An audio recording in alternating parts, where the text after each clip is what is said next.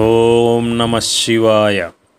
మానవతా పరిమళం అనేటువంటి అంశం గురించి మనం ఇప్పుడు చెప్పుకోబోతున్నాం.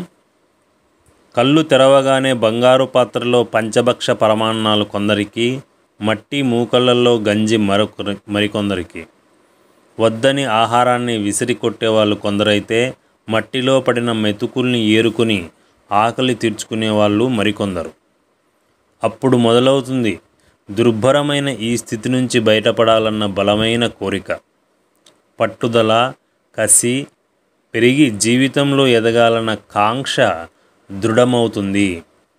విద్యాగంధం ఒక్కటే దీనికి పరిష్కారం అన్న ఆలోచన మనిషిని నిలవనీయదు. తిన్నా తినకపోయినా పగలు రాత్రి కష్టపడి విద్యలో ముందుంటారు.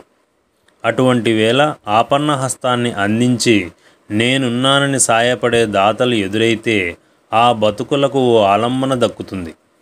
కృషికి తగ్గ ఫలితము లభిస్తుంది. పైకెదిగి శిఖరాగ్రాన చేరుతారు. ప్రమాదాల బారిన పడి ప్రాణాలకు హామీ లభించక నిర్జీవంగా ఉండి పరుల కోసం తమ అవయవాలను దానమిచ్చేటువంటి చరితార్థులు కొందరుంటారు. ఇలా ఇతరుల బాగు కోసం చేయినందించే సత్పురుషులే భూమిపైన నడయాడేటువంటి దేవతలతో సమానం. మనుషులంతా ఒకేలా పుట్టినా వారి మధ్య ఎన్నో అంతరాలు ఉంటాయి. నిర్లక్ష్యానికి, అవమానానికి గురవుతున్న సమయంలో దయా, ప్రేమ కురిపించి సాటి మనిషి సంక్షేమం కోసం ఆలోచించేవారే ఉత్తములు. అర్థిస్తే దాతలుగా మారి జాలిని ప్రదర్శించేవారు కొందరుంటారు. పరుల కష్టాలకు చెల్లించి తమంత తాముగా దయావర్షాన్ని కురిపించేవారు ఇంకొందరు. నిస్వార్థమైన వీరి ఆదరణ కొనియాడదగినది. సుఖాల్లో చెంతకు చేరి మిత్రులమని, బంధువులమని ప్రకటించుకునే ప్రబుద్ధులు కొందరు. మరి వీరు పరిస్థితులు తారుమారైతే కనుమరుగైపోతారు. కోటి యజ్ఞ ఫలమైన అనాథ ప్రేత సంస్కారాలకు నడుం కట్టే మానవతా మూర్తులు ఆదరణీయ ఆత్మబంధువులు.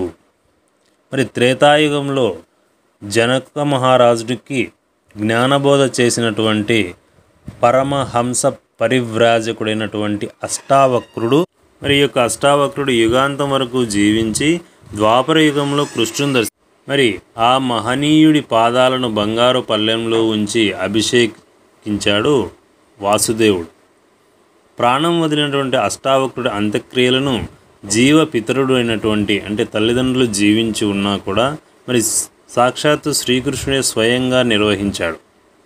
అంతేకాకుండా మరి సీతాపహరణ సమయంలో రావణుడికి ఎదురొడ్డి వీరోచితంగా పోరాడినటువంటి జటాయువు యుద్ధంలో అంగాలు తెగిపడి మరణించిన అతడికి మానవత్వంతో ఉత్తర క్రియలు చేశాడు శ్రీరాముడు. మహాదాతలు బలి, శిబి చక్రవర్తుల గాథలు విన్నప్పుడు వారి త్యాగాలకు అబ్బురపడతాం.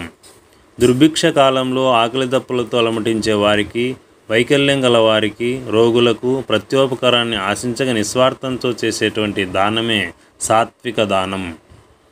దాన్ని నిర్వహించే పురుషుడే సాధు పురుషుడు అని గీతలో పరమాత్మ చెప్పిన బోధనలు ఆచరణీయం కావాలి.